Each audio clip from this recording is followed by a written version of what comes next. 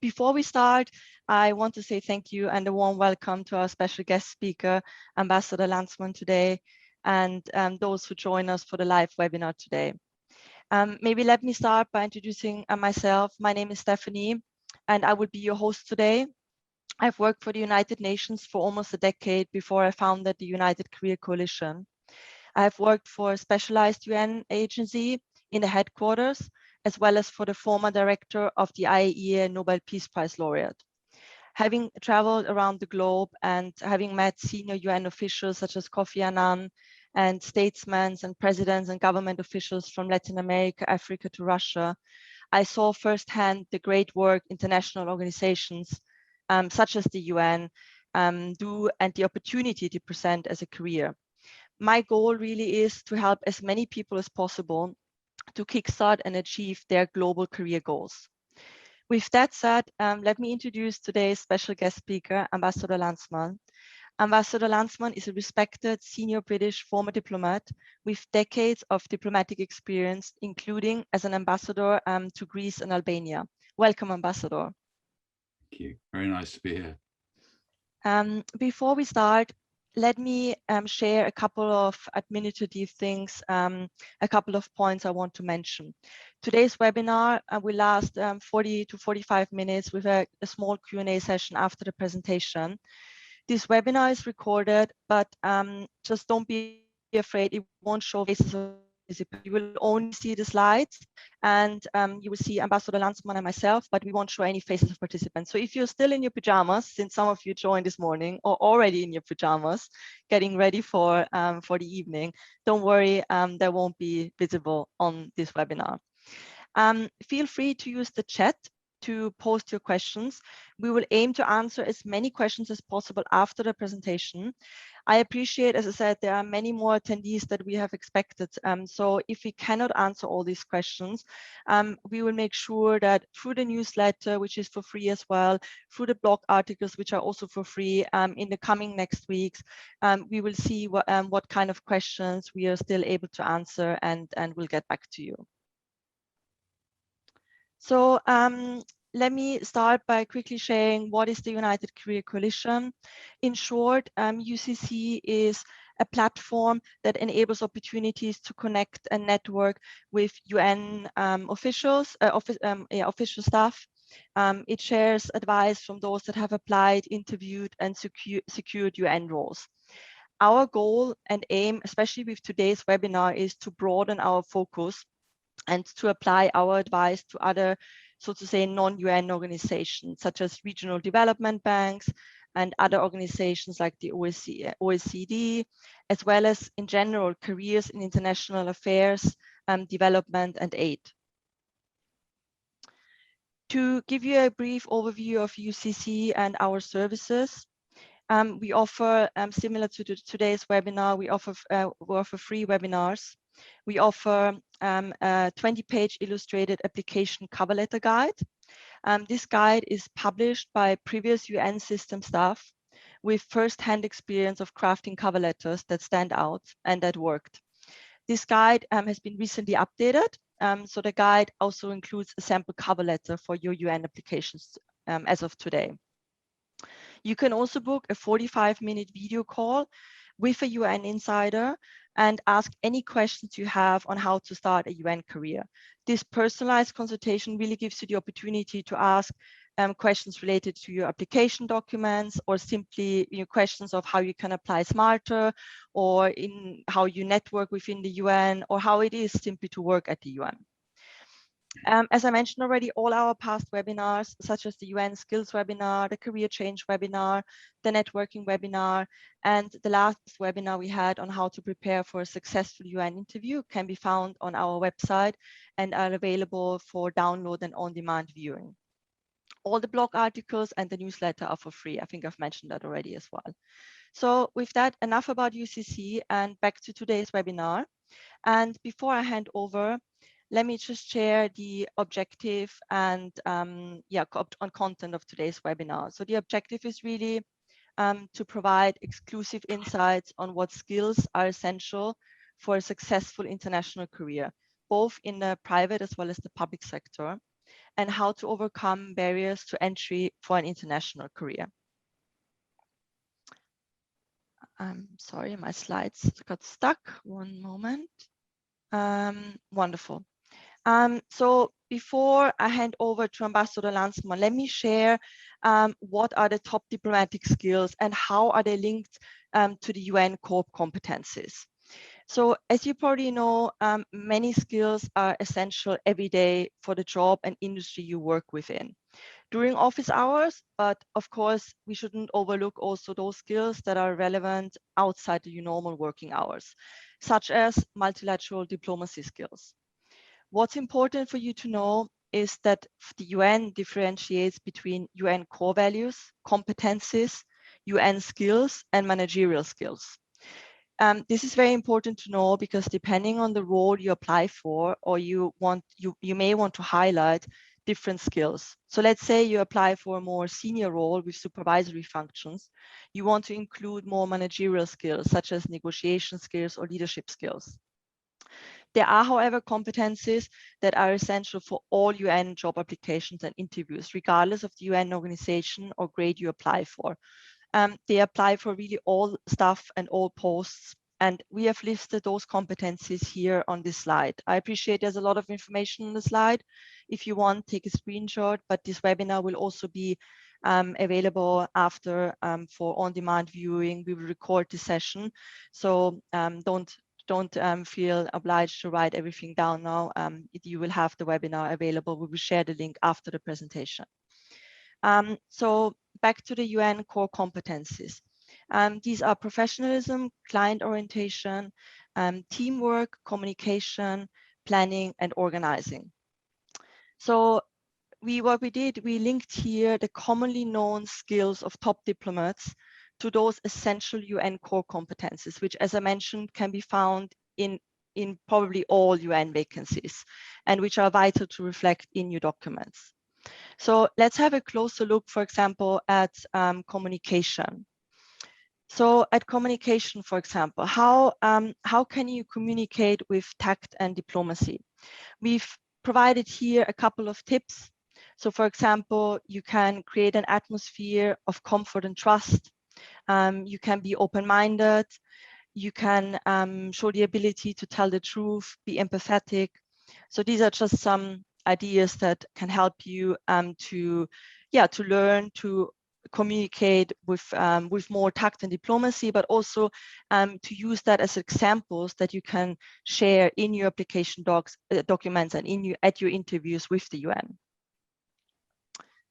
So this is the last slide from my side. And before I hand over to our special guest, I want to share some background of basically eliminate some misconceptions, I would say, of what diplomats do before I hand over. So the list of what a diplomat does is long.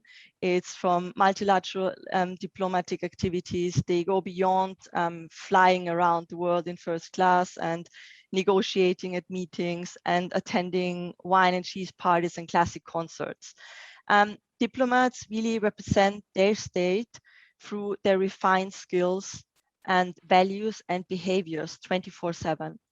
They need to have the knowledge and skills that are necessary to effectively represent their country inside, but also outside their direct job-related functions. As I mentioned before, it's about skills to have during the office hours, but also outside the office hours.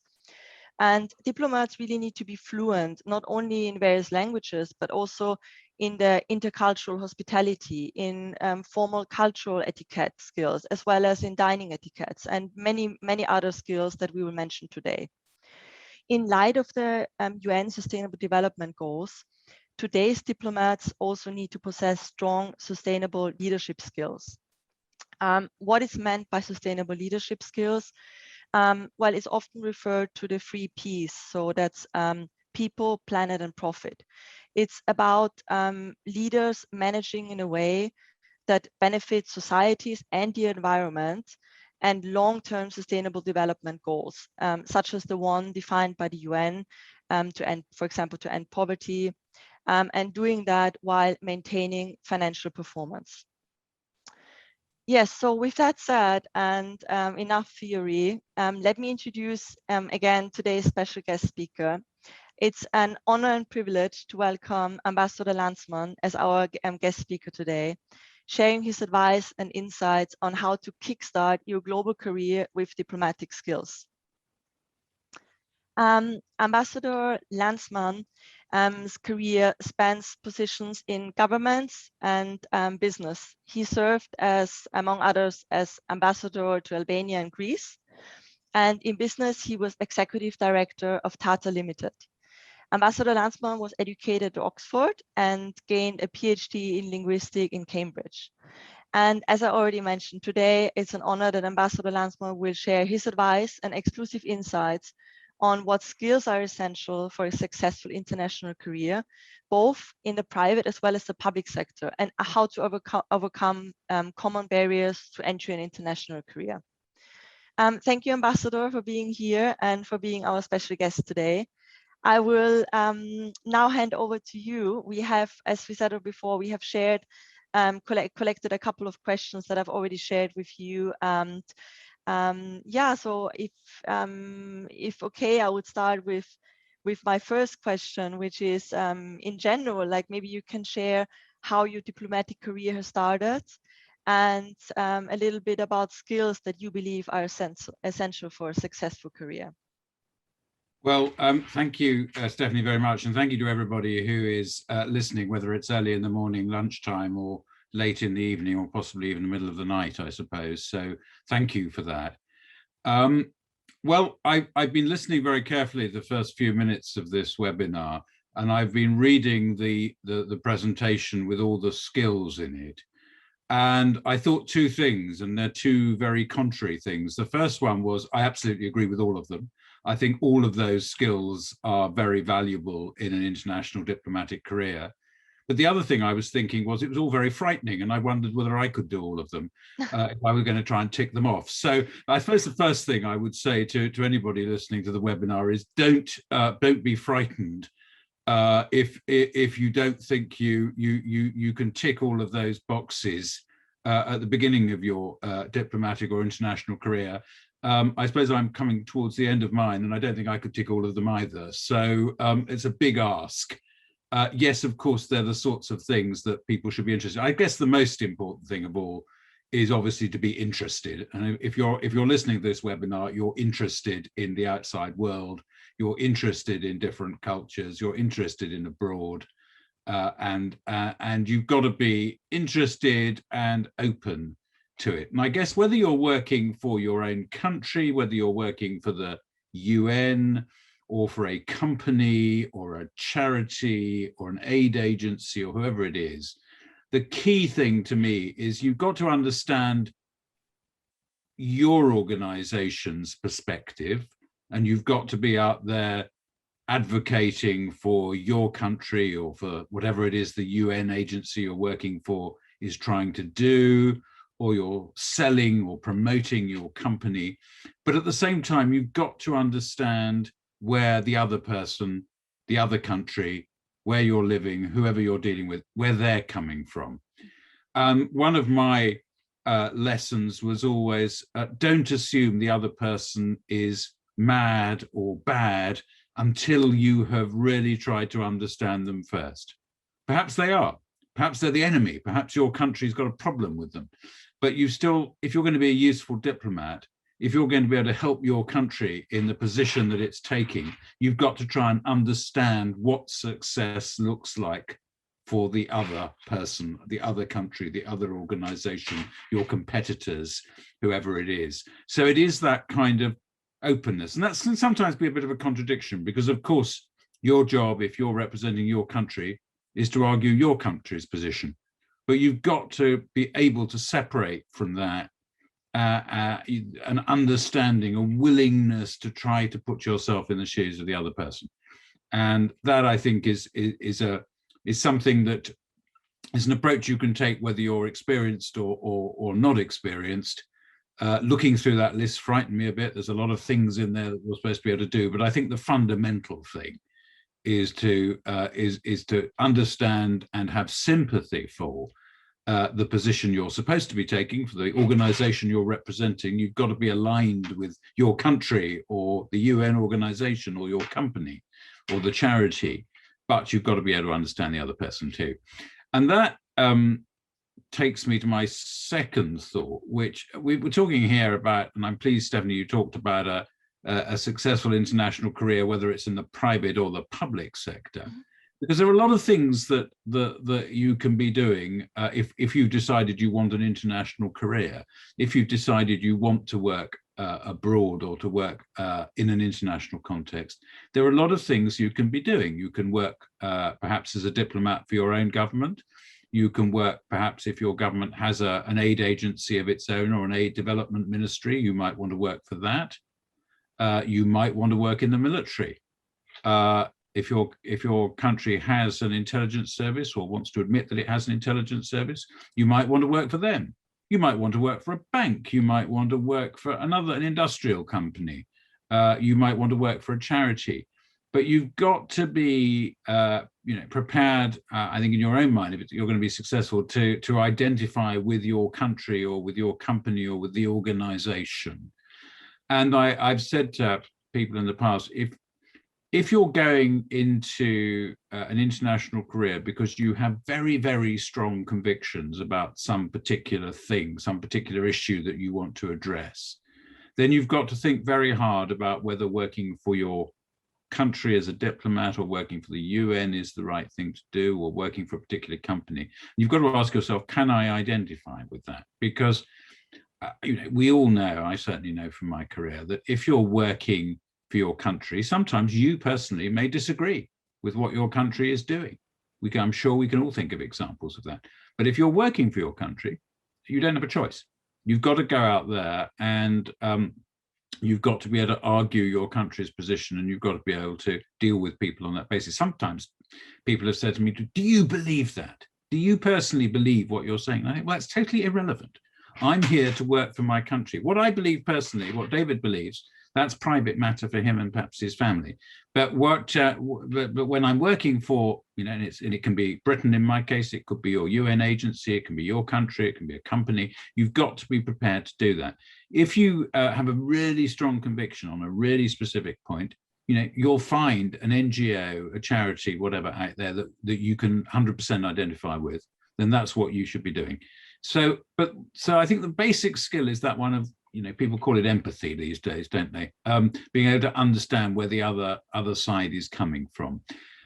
Beyond that, there's a whole lot of things which I think flow from it. The communication skills, if you like, if you're going to talk to somebody with a different position, how do you speak to them respectfully? That's going to differ from one culture to another. It's very different in the US, it's very different in India or Japan or Britain or wherever.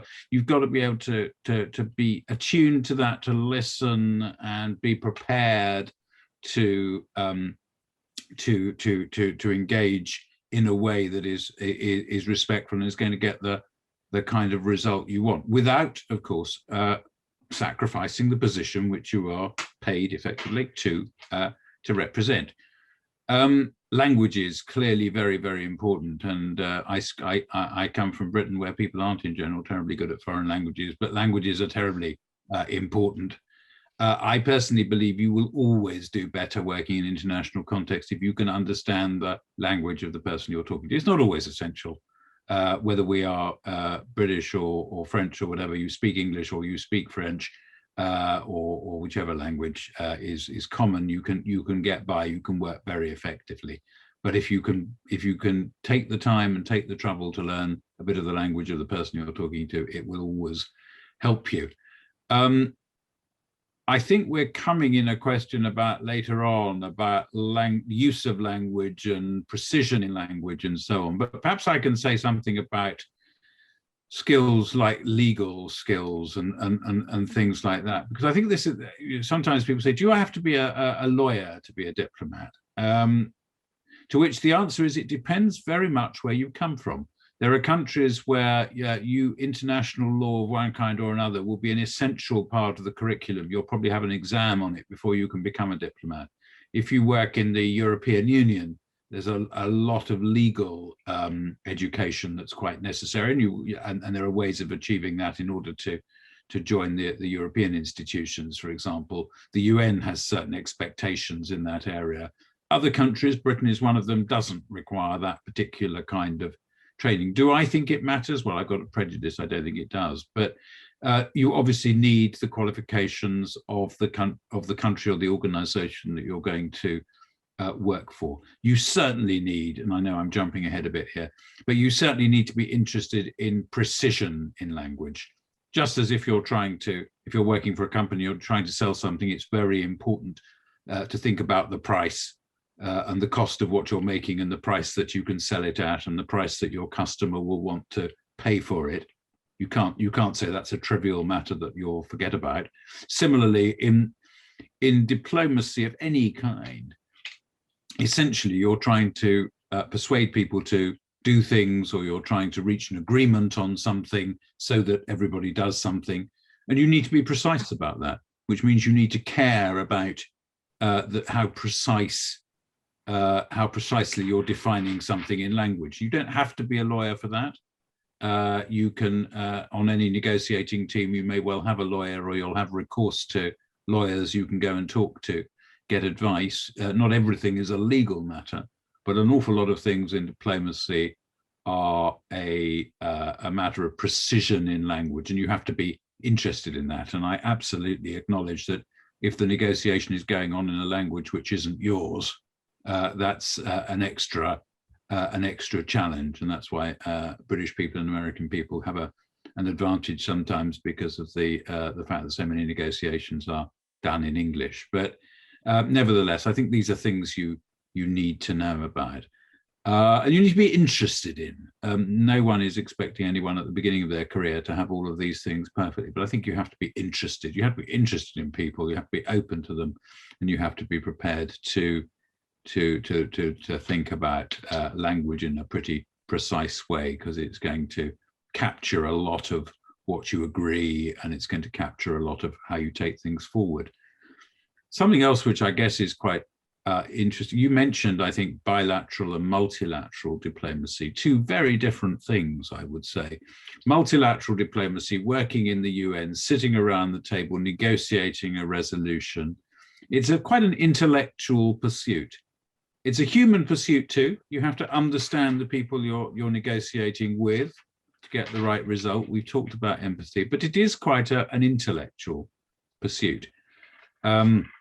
Making sure that text reflects precisely what it is your country wants and doesn't cause you any problems, making sure you get a good outcome.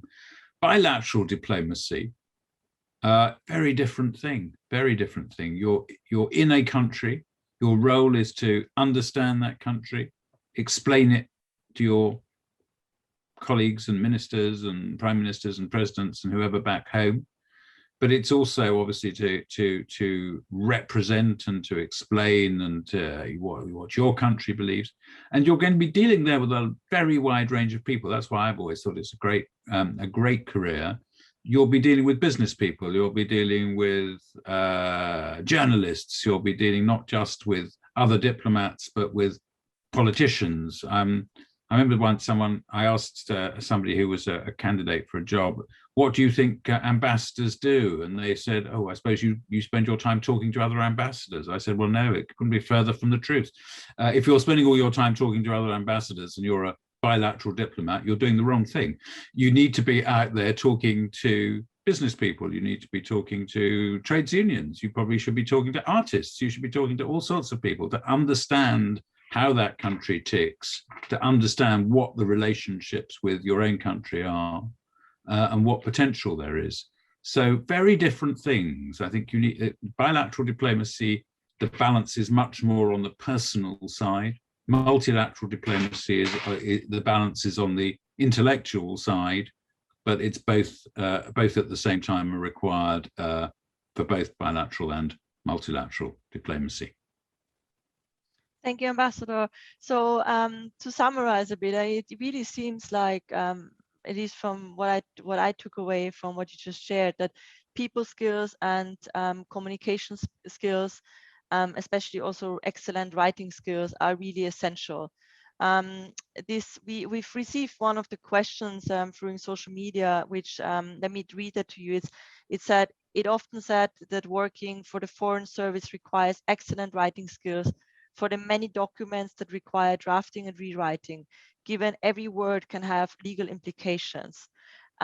Maybe if I can ask that questions before we answer the other questions. The question is, you somehow confirmed that, that how important the writing skills are. And how do you deal with this pressure of, basically make every word count, that every word can be misinterpreted, or as the question was here, said having legal implications? It's a good question. As I say, you have to be interested in language, and you have to be willing to accept, you have to understand and believe that it's important to get it right. Is it a pressure? Well, yes, if you're in the middle of a negotiation, I can think of one or two occasions where you think, have I got that right? If I agree to this line, am I giving away something vital that I'm going to get in trouble for later? But usually, and certainly early on in your career, you're not going to be doing it by yourself. So that, I don't think it's the sort of, you have to be interested in it. If you're not interested in it, multilateral diplomacy certainly isn't for you. But if you are interested in it, it is something that you learn along with other skills to improve. You will be working with others. The legal point is an important one. As I say, this will depend to a certain extent on the country you're in. Some countries will expect you to have studied quite a lot of international law before you start, so they'll have a baseline which is rather different. In the British case, that isn't true. And I think in every foreign ministry, there are specialist legal advisors who are obviously professional international lawyers who will advise when there is a very specific legal issue. You should be able to work out for yourself what a word means, but they will help you when there are references back to other parts of international law, whether there are precedents which need to be taken into account, whether how a United Nations resolution, for example, when it's under Chapter 6 or Chapter 7 of the Charter and so on, how they differ and what you need to have in mind and why you're doing. So I think these are things that they're skills, yes, skills you can learn and you can improve. Having an interest is really important. Bit like if you're going to be a banker, having an interest in numbers and mathematics is rather important. If you're going to be a multilateral diplomat, especially having a strong interest in words and the importance of them. I mean, I think one finds some people are interested, some people don't see why it's important. If you do see why it's important, you're on the right track. Great, thank you very much. I really also, what you highlighted, you shared that it's important to know that sometimes your country or you have to take decisions that you personally don't maybe agree with. Maybe some UN related insights here from my side. As I mentioned before, these UN competencies that are listed on the slide that I've shared. One of them, or basically the main one, is professionalism. And one of the examples that is listed there by the UN, one of the core UN competencies and values that is listed there is that you sometimes need to stand by decisions that the UN is taking that you personally don't agree with. So I was really happy to hear, Ambassador, that that's something which is not only UN related, but in general, of course, also if you look into an international affairs career. So thank you for sharing that example. That maybe brings me to the second question then. What made you then decide to switch from the public to the private sector? As I mentioned already before, you had 2 ambassador postings in Albania and Greece, and then became executive director of Tata. So maybe can you share some, what was it, why, what were your decisions, or what's the difference for you having worked in the public sector for such a long time and then the private sector? Maybe you can share some insights here with us. Absolutely. And this is something I'm really very interested in, how the public and the private sector compare and relate with each other. Personally, I'd spent quite a long time as a diplomat, and I'd had some very interesting roles and postings. I had a bit of experience in business earlier on in my career and decided that it was a good time to have a change and get some new experiences.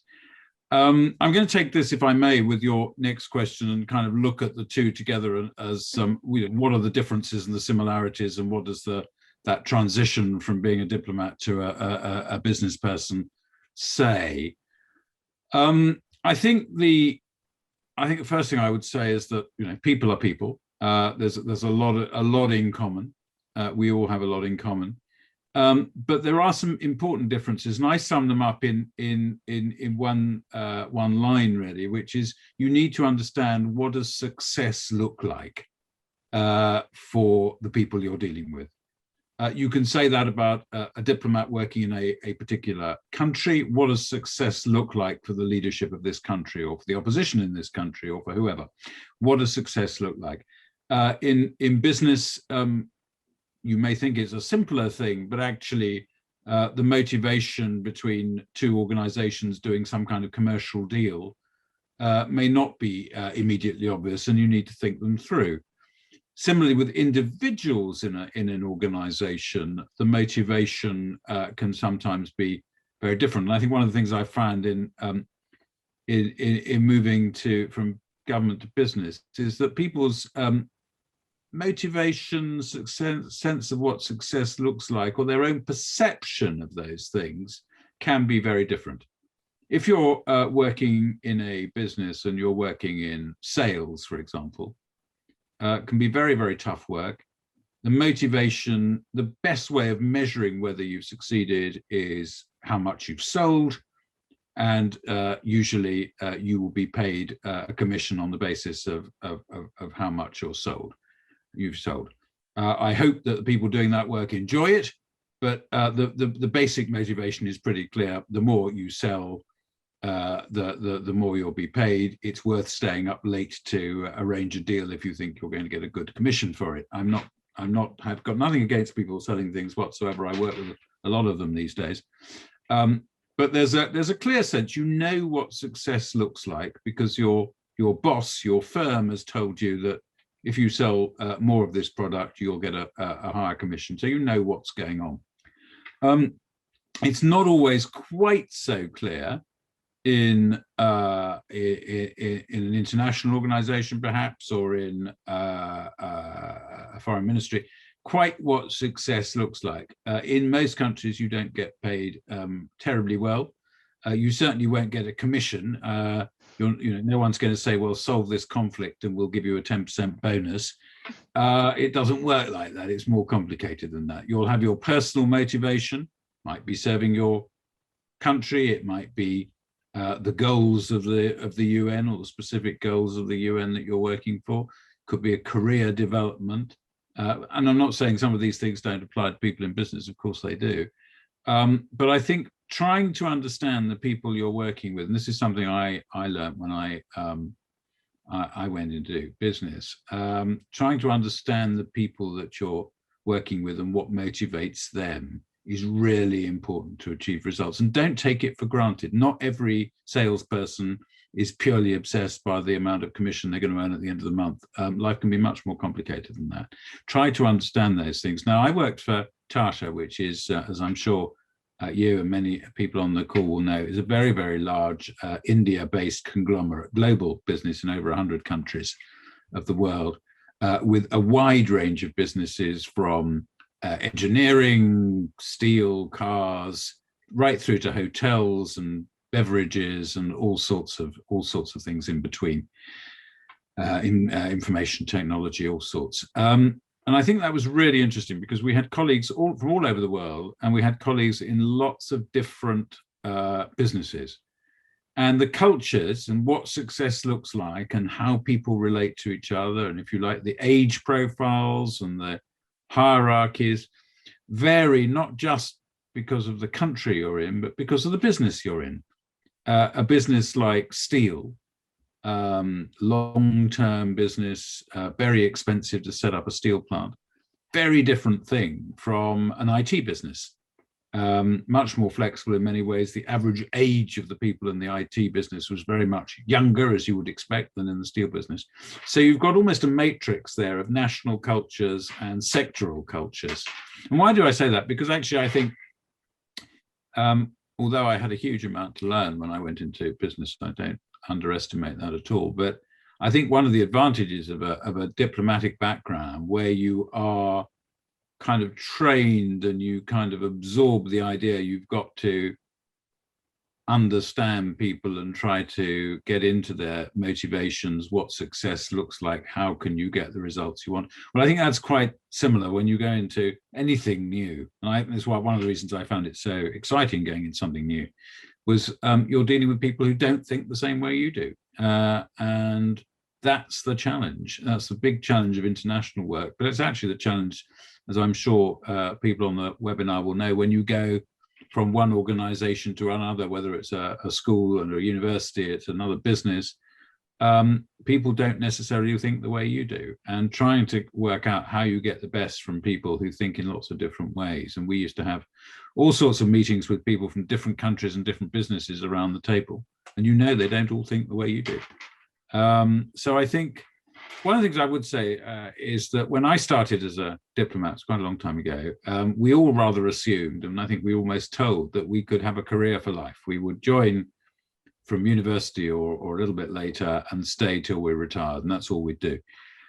World has changed a lot since then. A lot of my former diplomatic colleagues have moved out and gone into business or into another organization. Quite a lot of people join the diplomatic service in Britain, at any rate now, much later, and government quite likes to have people who've got different sorts of backgrounds and experience. And I think that's true, not everywhere in the world, perhaps to the same extent, but it's increasingly true around the world.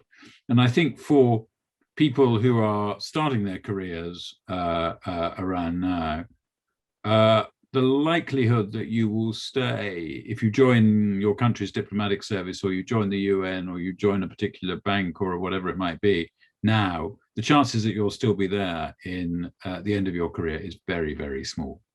And on the whole, I think you will benefit, and the organizations you work for will benefit from having a broader range of experience. So, of course, if you're looking to join a foreign ministry in the next year or two, you're going to be focused on that, and that is right, and that's great. But don't assume that you will necessarily, if you start next year, you will necessarily retire as an ambassador in 20 or 30 or whatever it is years time, and not having done anything else in between. I think that's didn't happen for me, and I think it's even less likely for people in the future. Thank you, Ambassador. Yeah, very interesting point. Maybe for some of you who are not familiar with that, but related to what you just said, some UN agencies actually have something called a rotation policy, which means that you are not allowed to, even if you have a fixed contract with that UN agency, you have to leave after a certain amount of years. For some agencies, for example, it's 7 years. So after 7 years, you have to either swap agency and find another UN organization, or go back to the private sector. So I think that's what you just said is really essential for everyone starting a career, and maybe it takes a lot of pressure away as well. That it might not be the career you will pursue for the next 10 years. It might be something you'll be doing for some years, and there are other opportunities out there. And as you mentioned it, I really liked you called it a challenge, right? And to be motivated by challenges and to find new areas where you can get that motivation again is really important. And therefore, I also believe that these transferable skills and soft skills, as we call them, are absolutely essential to keep many doors open and to have that opportunity to have a career change also at a later stage. And that can be any age. And I think that's great to know, and that I think makes the decision of which university lesson you sign up for, or which company you apply for, a bit easier, because you can stay flexible. I think that's absolutely right. I mean, these decisions really seem very important when you take them, but if you look back 5 years time, few people will be asking precisely what you were doing 5 years ago. They'll look at what it is you can do, what skills you've got. Mm-hmm. Some of those may be specialist skills. I mean, you can, if you're going to if you're going into a foreign ministry or an international agency and you get some specific experience in a part of the world or a particular function, that's something obviously to cultivate, because people do like seeing specialist skills. But precisely which university, precisely which company, precisely which department, 5 years' time, people won't be asking those questions. It's a bit like taking all those exams that people take. It matters hugely at the time, but 5 years' time, not many people are looking at grades. Thank you, Ambassador. That already brings us to the last question. What, in your opinion, are the barriers to entry an international career, and more importantly, how to overcome them? I think some of them you already mentioned some during the conversation we had, but maybe you can share some of your advice here and insights. Yeah, I don't want to be negative, because I think barriers sounds a bit as though it's going to be impossible. I think I guess most international careers are quite attractive and quite competitive. So the first thing is actually to want to do it, and to want to and have some sense of why you want to do it. Now, I think there's clearly a sense in which, I know people are listening from various parts of the world. Specific obstacles or specific criteria will vary from one place to another. If you're in a country where you really do need to be a bit of an international lawyer to go into your diplomatic service, you better make sure you've acquired those skills somewhere. Most of the world, I think Britain is a sad exception on this, require some kind of knowledge of foreign languages before you become a diplomat. Better make sure you know English and French or whatever it is you're required to know before you join. And presumably everybody listening to this understands English, otherwise they won't be listening in. But that's an important thing. What are the specifics required? Beyond that, I think I would go back to having that sense of what it is you're trying to do. I don't know whether I had this entirely myself when I started, but I knew I wanted to work abroad. I wanted to be involved in something that was interesting and challenging and in some sense important, and working for the diplomatic service seemed like a good idea. I tend to think it's not entirely realistic to expect people at the beginning of their career to be able to write a very long essay on precisely why they want to do exactly what they're doing. But you've got to have some sense of why it's worth it, because these things can be competitive, they can be quite demanding, and you need to have that if you're going to convince yourself. If you want to be a diplomat, you're going to be convincing people of things. Convince yourself this is what you actually want to do, and make a convincing case for doing it. The specific skills that you had in your slide earlier, I thought were really good. And I again, don't see that as an obstacle. Don't see it as hoops that if you can't do every one of them, you're obviously in the wrong place. But I think it's a sort of sense of what's required. And I would say it's increasingly little about cocktail parties and ability to know exactly how to behave at the dinner table. I mean, it does help to be able to behave, but all the stuff you see on those old films about how diplomats behave at parties and so on. That is the least important. The parties are important in the sense that you meet people, and meeting people is really important. And the bigger the perspective, the broader the perspective you have, the more opportunities you have to meet people, the more you know what's going on. That is a really important part. So somebody who says to me, I don't like going out in the evenings and I don't like going to talk to people very much, I would say, why do you want to be a diplomat? But on the other hand, it's not about do I know which knife and fork to use on which occasion. That's an easy thing to learn, and it's not. It's increasingly unimportant. So I think it's a case of looking at the substance, looking at the big questions. Do you like engaging with people? Do you like trying to understand them? Are you prepared to recognize that people think in different ways? Are you prepared to put effort into getting the language right when it comes to understanding, drafting agreements or whatever? Do you think this is a boring thing to do, or do you think it's an interesting thing to do? I think that's much more important than the kind of superficial form of how these things are done. Thank you, Ambassador. Thank you very much. I just had a look at the chat of the Q&A question. I think some of the questions you've already mentioned, and I appreciate we run out of time. There's a question about the importance of speaking the local language and importance in general about language skills. I think you've elaborated on that already and answered that already. We've received another question through social media asking, would you say being an ambassador is more a vocation than just a career? Is it true that you need to have like a higher calling or motivation to be successful? I think you've also answered that clearly one should have an interest in that specific field. And I'd like to say two things. One is don't get carried away with the idea of vocation rather than career, because you don't have to think you've had a kind of divine calling to do it. You do have to understand what it entails. You do have to be prepared, as I've said, to deal with people who are different from yourself. You have to be prepared to argue for things you may not believe yourself from time to time as part of the job. If you're prepared to do that, if you've got you're going to have to live abroad if you're going to be a diplomat, most cases, but not always in the United Nations. For example, that may mean taking your family with you if you have a family. There are sacrifices to be made. Are you prepared to do that? The language of vocation, I think, is a little bit strong, and I wouldn't do that. There's one other question I'd like to answer, if you allow me to, because it's a really good question, and I'd love to answer it. Someone's asked, can you have a career in the Foreign Service when you're an introvert who maybe hasn't developed a thick skin yet? I think it's a really good question. What I can tell you is, from my experience, the world of diplomacy is full of introverts pretending to be extroverts. A lot of people will have studied for years, they will have lots of good qualifications in languages or law or history or whatever it is, and they will want to be diplomats. A lot of those people will not be naturally extrovert.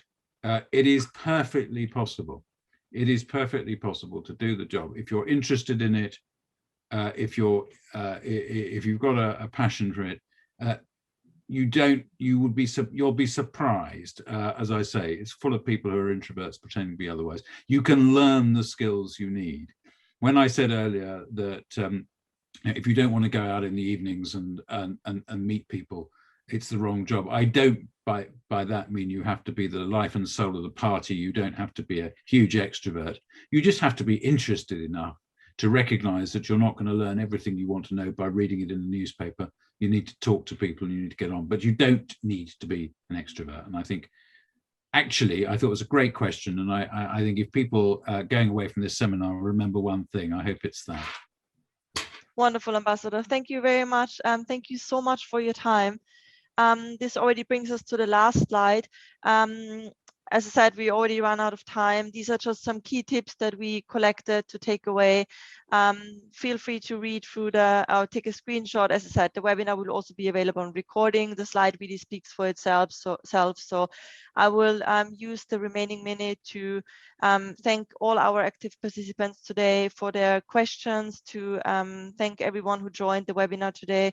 And again, a very special thanks to you, Ambassador Lansman, for your time today and for your very valuable insights and for answering a lot of those questions that were raised during the webinar and also through social media. Thank you very much for sharing your insights.